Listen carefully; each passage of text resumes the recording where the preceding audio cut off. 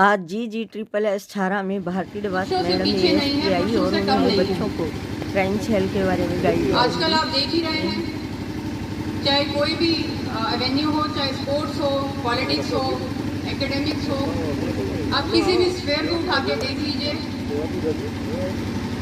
वहाँ पर आपको लड़कियाँ, महिलाएं ज़रूर मिलेंगी जिन्होंने बड़े बड़े मुकाम हासिल किए हैं। हम ज़्यादा दूर ना जाए, हरियाणा को ही देख लीजिए। हरियाणा में स्पोर्ट्स में कितनी ही हमारी ऐसी पहलवान हैं जिन्होंने देश का नाम रोशन किया है। Kiran Bedi first IPS officer है। हमेशा एक ब्लेसिंग्स ही देंगे, आपके लिए अच्छा ही सोचेंगे, वो आपके माता पिता से बढ़कर कोई नहीं हो सकता। तो अपने माता पिता की बात सुने, पढ़ाई पर, स्पोर्ट्स पे, जिसमें भी आपकी दिलचस्पी है उस पर जी जान से मेहनत करें ताकि आपका भविष्य सुनहरा हो। एक बार पुनः मैं सबको धन्यवाद करती हूँ कि आप लोगों ने मुझे आमंत्रित किया और आप सबसे मिलने का एक अवसर प्रदान किया। धन्यवाद, जय हिंद। और जो बच्चियाँ कोई प्रश्न करना चाहती हैं तो प्लीज़ आप करें। सारे साइबर क्राइम्स होते हैं, उनसे बचने के लिए आप हमें सुझाव दें। जी, बहुत अच्छा प्रश्न किया है आपने। साइबर क्राइम का एक थाना भी खुला हुआ है गुजर में, और मैं नोडल ऑफिसर भी हूँ साइबर क्राइम में, तो ये मेरी जिम्मेवारी भी बनती है और आपने इसमें प्रश्न अच्छा किया है। देखिए, आजकल सभी बच्चे फेसबुक, इंस्टाग्राम, सोशल साइट्स, इन सब पे बहुत एक्टिव रहते हैं। इसके बारे में मैं आपको कुछ टिप्स देना चाहूँगी जो आप यहाँ से आज ध्यान से सुन के जाएंगे और अपने आसपास जो भी आपके फ्रेंड्स हैं उनके साथ भी आप इसको शेयर करेंगे। सबसे पहली बात तो ये है कि अगर आपका कोई अकाउंट है सोशल मीडिया पे, तो उसके जो पासवर्ड है वो आपको किसी से शेयर नहीं करना। ऐसे केसेस हम बहुत सारे देखते हैं क्राइम डील करते हुए कि बच्चियां नासमझी में पासवर्ड शेयर कर लेती हैं, उनको पता नहीं होता अपने दोस्तों से। इवन अगर आपकी कोई फीमेल फ्रेंड भी है तो उसके साथ भी आपने पासवर्ड कभी शेयर नहीं करना।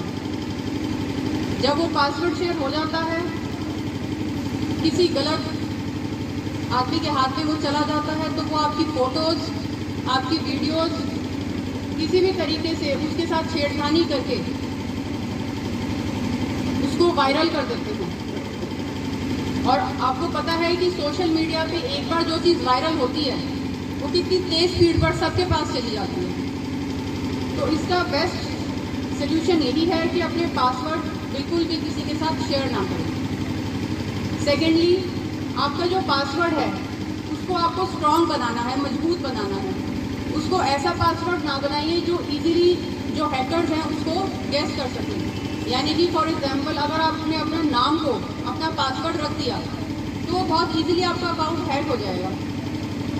उसमें आप अपने नाम के कुछ लेटर्स डाल सकते हैं, प्लस कुछ नंबर्स डाल सकते हैं, प्लस कुछ स्पेशल कैरेक्टर्स डाल सकते हैं, जैसे क्वेश्चन मार्क हो गया, स्लैश हो गया, ठीक है, मल्टीप्लाई हो गया, ताकि जो हैकर है उस पासवर्ड को तोड़ ना पाए। थर्डली, किसी भी अनजान आदमी से ऑनलाइन फ्रेंड रिक्वेस्ट बिल्कुल भी आपको एक्सेप्ट नहीं करनी है, क्योंकि हैकर्स जो हैं फ़ोटोज़ कई बार लड़कियों की लगा लेते हैं और हम मानते हैं कि जो हमें रिक्वेस्ट भेज रहे हैं वो लड़की है, तो उसमें रिक्वेस्ट अगर हम एक्सेप्ट करते हैं तो उसमें कोई हार्म नहीं है, कोई दिक्कत नहीं है। लेकिन हमें नहीं पता ऑनलाइन कि वो फ़ोटो किसकी है और किसने लगा रखी है। और धीरे धीरे बच्चियाँ चैट शुरू कर देती हैं, सारी घर की इंफॉर्मेशन शेयर करने लग जाती हैं कि कब कितने बजे वो निकलती हैं, कब कितने बजे आती हैं, घर में कौन कौन है। तो इस वजह से जो है क्राइम होने का अंदेशा बढ़ जाता है। तो किसी भी अननोन आदमी की फ्रेंड रिक्वेस्ट आपको एक्सेप्ट नहीं करनी है। और लास्टली, अगर आपके साथ कभी खुदा ना खास्ता कोई क्राइम होता भी है साइबर क्राइम का, तो आपको अपने नियरेस्ट पुलिस स्टेशन में जाके बताना है। इसकी एक साइबर हेल्पलाइन भी है 1930, जो कि दिल्ली से ऑपरेट होती है। आप कभी भी 1930 को कॉल करोगे, उस पर रिपोर्ट करोगे, उसी टाइम आपकी कंप्लेंट जो है रजिस्टर हो जाएगी।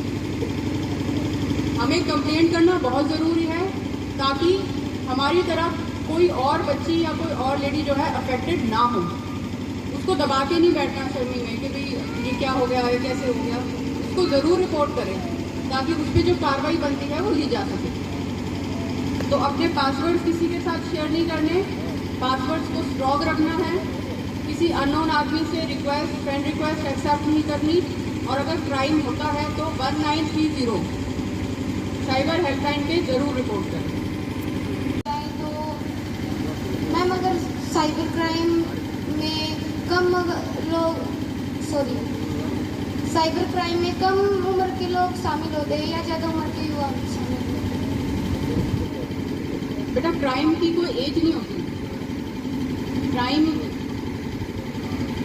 15 साल से लेके 55 साल तक के भी मुलजिम होते हैं, क्योंकि साइबर क्राइम करने के लिए आपको कुछ नहीं चाहिए, सिर्फ एक लैपटॉप चाहिए और इंटरनेट कनेक्शन चाहिए। और आजकल के हमारे यंगस्टर्स को यकीन मानिए ऑनलाइन चीज़ों की, ऑनलाइन ऐप्स की बहुत नॉलेज है। तो उस चीज़ की कोई उम्र नहीं है अब्यूज़ की, वो कोई भी हो सकता है। लेकिन हाँ ये ज़रूर है कि हमें इस चीज़ से बचना है। तो हमें ये चीज़ नहीं सोचना कि अरे ये तो काफ़ी एज बंदा है, काफ़ी बड़ा बुजुर्ग है, ये नहीं कर सकता, या ये बहुत छोटा बच्चा है, ये नहीं कर सकता। हमें अपने आप को सेफ रखना। साइबर क्राइम में फंस जाने पर क्या सजा होती है? साइबर क्राइम में फंस जाने पर क्या सजा होती है? साइबर क्राइम में फंस जाने पर डिफरेंट सेक्शंस के अकॉर्डिंगली डिफरेंट सजा है, जो 2 साल से लेके 7 साल तक का प्रावधान है उसमें, प्लस फाइन भी है अलग। डिफरेंट सेक्शंस हैं आईटी एक्ट के, उनके सेक्शंस के अनुसार ही सजा है। 2 साल से शुरू होकर 7 साल तक की सजा। गुड मॉर्निंग मैम, मेरा नाम सोनी, मैं 5th क्लास से हूँ।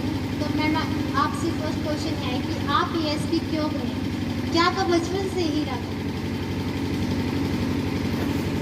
जैसे कि मैंने अपने अभी आपसे बात की, तो मैंने आप सबको यही मोटिवेट किया है कि आप ज़रूर अपना कोई ना कोई लक्ष्य लेके ज़रूर चले लाइफ में। वो लक्ष्य आपका कुछ भी हो सकता है। अगर आपकी पढ़ाई में दिलचस्पी है तो आप ऑफिसर बन सकते हैं, स्पोर्ट्स में दिलचस्पी है तो स्पोर्ट्समैन बन सकते हैं। तो आप अपना लक्ष्य लेके चले। इसी प्रकार मैंने भी एक लक्ष्य सेट किया था बचपन में, और उसी लक्ष्य के प्रति दृढ़ निश्चय रखते हुए मैंने मेहनत की, पढ़ाई की और एग्ज़ाम दिया, और भगवान की दया से सिलेक्शन हो गया। यदि मैं एएसपी बनूं तो मैंने किन सब्जेक्टों को चूज़ करना पड़ेगा?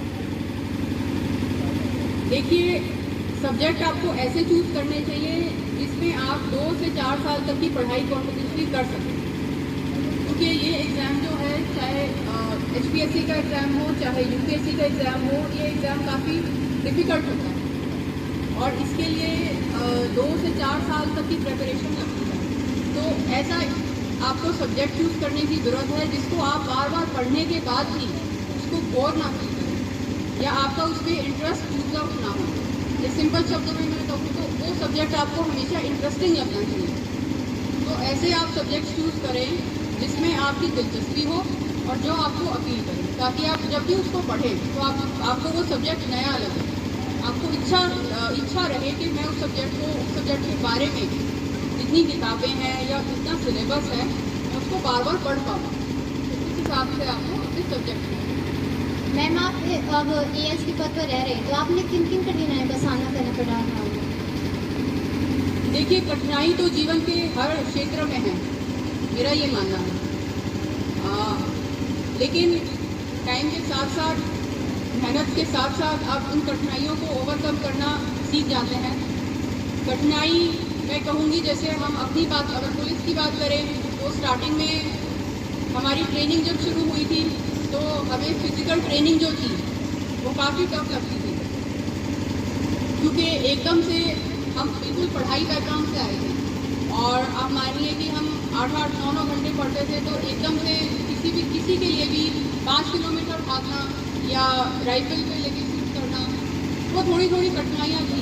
लेकिन जैसे एनसीसी किया हुआ था मैंने, तो थोड़ा सा उसका मुझे एडेड एडवांटेज रहा, तो धीरे धीरे जो है फिजिकल ट्रेनिंग भी आसान लगने लगी।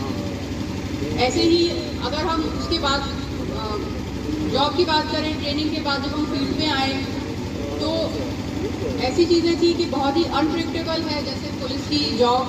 आपको ये नहीं पता कि आप अगर ऑफिस से काम करके आए हो 6 बजे, दोबारा एकदम से कोई कॉल आ जाए तो आपको दोबारा मौके पे जाना पड़ेगा। उसके लिए ये नहीं है कि अब तो 5 बज गए, ऑफिस ख़त्म हो गया, हम नहीं जाएंगे। तो पुलिस की जॉब है 24 घंटे और 7 दिन की जॉब है। और कठिनाइयाँ जो हैं हमेशा कुछ छोटी मोटी कठिनाइयाँ हमेशा आती रहती हैं। चाहे आप पढ़ाई करो तब भी छोटी मोटी कठिनाइयाँ आएंगी, ट्रेनिंग पे रहो तब भी आएंगी, आप जॉब में हो तब भी आएंगी। लेकिन बेसिक पार्ट ये है आपका, बेसिक जो आपकी टेंशन है वो ठीक रहनी चाहिए। अगर आपकी नीयत ठीक है, आप मेहनत से कर रहे हो, अपना अच्छे से जज्बे से काम कर रहे हो, तो ये मेरा मानना है कि जो कठिनाइयाँ हैं आप उनको धीरे धीरे ओवरकम कर पाओ।